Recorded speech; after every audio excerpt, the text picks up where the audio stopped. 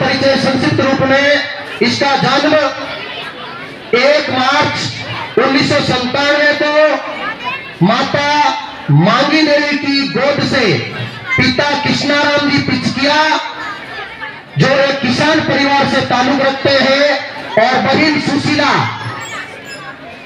और भाई सुनील, ऐसा एक अपना उनका पूरा बड़ा परिवार था। शहीद लक्ष्मण ने अपनी बचपन की कक्षा प्रथम से 8वीं तक की पढ़ाई खेदरला की एक निजी संस्थान जिसका नाम है जगदम्बा उच्च माध्यमिक विद्यालय से की। उसने आगे की पढ़ाई कक्षा 9 की स्थानीय, यहाँ का जो स्थानीय विद्यालय है जिस प्रांगण में अपन बैठे हैं, राजकीय उच्च माध्यमिक विद्यालय खेदरला से पूर्ण की। उसके बाद अपने आगे की 10वीं की पढ़ाई जोधपुर के एक निजी विद्यालय महर्षि गौतम बहुत पुराना विद्यालय है, कभी आप जाओ स्वस्ति गेट तो मोहनपुर चौराहे के आसपास ये अपने विद्यालय आज भी वहां है। शहीद लक्ष्मण को बचपन से सेना में जाने के लिए जोश जुनून और जज्बा था, जो पढ़ाई के साथ साथ खेल कूद और प्रतियोगिताओं के अंदर वो निखरता रहा। शुरू में ही उन्होंने अपना लक्ष्य बना दिया कि मुझे देश सेवा के अंदर समर्पित होना है और देश सेवा करके मेरे गांव का, मेरे परिवार का, मेरे समाज का और मेरे देश का नाम रोशन करना है। और उस सितारे ने उस देश का नाम रोशन कर दिया। आज हमारे बीच में नहीं है, जो गिर पड़ा धरती पर और आसमानी हो गया, जो गिर पड़ा धरती पर और आसमानी हो गया है नमन उस शहीद को आज हम सब मिलकर याद करते हैं। वो एक अच्छे एथलीट भी थे, अच्छे धावक भी थे। जब भी गांव के अंदर आते थे और युवाओं को इकट्ठा करके उनको मैदान के अंदर ले जाना और आर्मी की बातें सिखाना और देशभक्ति की भावना भरना, उसका एक सूत्री कार्यक्रम था। आप मात्र 18 वर्ष की आयु के अंदर इस देश की सेवा के अंदर चले गए। आप पढ़ाई भी करते रहे और देश की सेवा भी करते रहे। 18 वर्ष जैसे कि मैंने बताया कि आप सेवा को समर्पित हो गए। आपकी आर्मी की प्रथम रैली उसी समय आपने देखी थी, कोई चांस नहीं लिया उन्होंने, एक चांस के अंदर ही आप सेलेक्ट हो गए। इतना जोश और जज्बा था, नो चांस, एक चांस और आर्मी में सेलेक्ट हो गए। ऐसे लक्ष्मण पिचकिया अपने बीच में हुए थे। आर्मी ज्वाइन के बाद उनको आर्मी के परीक्षण के लिए रेजिमेंटों के तहत बरेली सेंटर मिला था। बरेली जो यूपी का एक तालुका है, एक इलाका है, और बरेली का गुड़ प्रसिद्ध है। उस गुड़ वाले क्षेत्र के अंदर उसको अपनी प्रथम पोस्टिंग मिली थी और बतौर उसको जाट रेजिमेंट मिली थी। और शायद आपने देखा होगा उसकी अंत्येष्टि पर, उनकी अंत्येष्टि ऐसी निकली कि पूरा बिनरा नहीं, आसपास का पूरा जोधपुर जिला गवा बना था और तिल रखने की भी जगह नहीं मिली थी। और यहाँ इसकी अंत्येष्टि शव यात्रा निकली थी। यह तो भगवान महादेव की यात्रा, जो बारात वाली यात्रा थी, इतने लोग साक्षी बने थे, या इसकी अंतिम यात्रा के अंदर लोग इतने साक्षी बने थे। बरेली सेंटर में आपकी ट्रेनिंग चलती रही और डोगरी कंपनी का हिस्सा बने आप। संपूर्ण प्रशिक्षण के बाद उनको एक अच्छे वो शौर्यपूर्ण रिक्रूटमेंट के रूप में तैयार होने के बाद उनको जाट यूनिट के अंदर 21वीं जाट यूनिट में शामिल किया गया।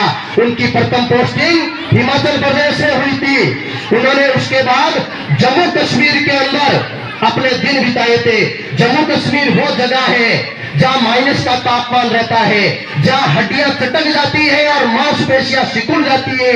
ऐसे इलाके में उसने अपनी नौकरी की है और वो इसी का सपूत, इसी धरती का सपूत था।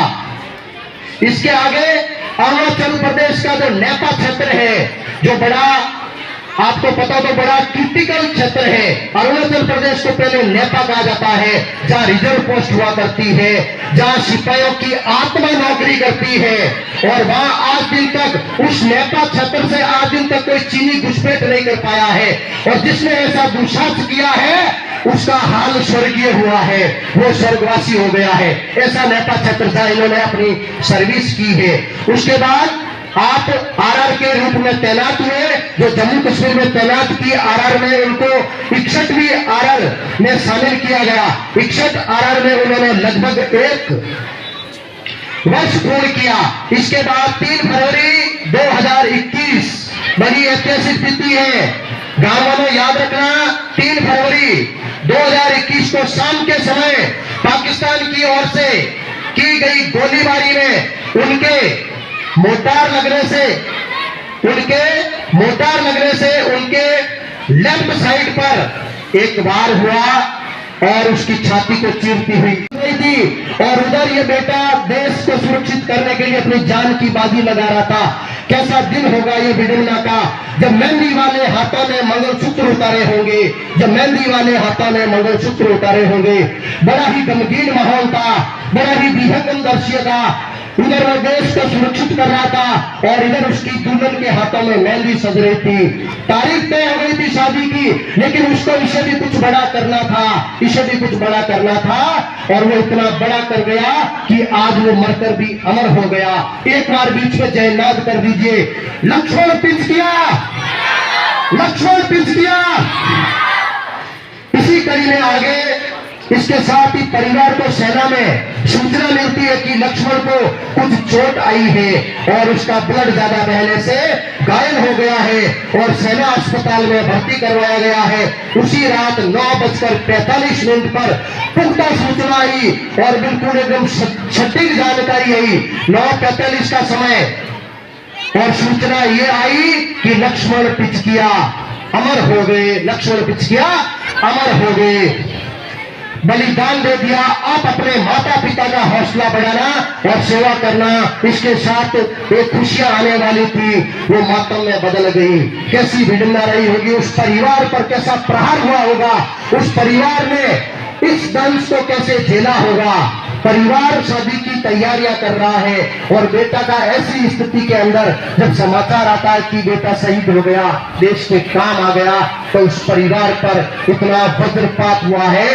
लेकिन आज हमारे बीच में कृष्णाराम जी पिचकिया, मैं इनको धन्यवाद देता हूं कि भगत सिंह का बाप होना वो हमारे लिए भगत सिंह था। भगत सिंह का बाप होना भगत सिंह से भी बड़ा है। तो लक्ष्मण जी पिचकिया और उनके पिता श्री कृष्णाराम जी पिचकिया के लिए एक बार जोरदार तालियों से उनका स्वागत और अभिनंदन कर दीजिए। उसके बाद शहीद लक्ष्मण पिचकिया को सेना मेडल के रूप में नामित किया गया और आगामी 7 फरवरी को सेना मेडल से बठिंडा में सम्मानित किया गया। बठिंडा पंजाब के अंदर एक तालुका है। सब परिवार वहां उपस्थित रहेगा और इनका वहां बहुमान किया जाएगा, सम्मान किया जाएगा और उसका एक लाइव टेलीकास्ट होगा और पूरी दुनिया इस सम्मानित परिवार को देखेगी। ऐसा अपना नाम कर गया। जब तक चांद सितारे रहेंगे, जब तक सूरज चांद रहेगा, लक्ष्मण पिचकिया तेरा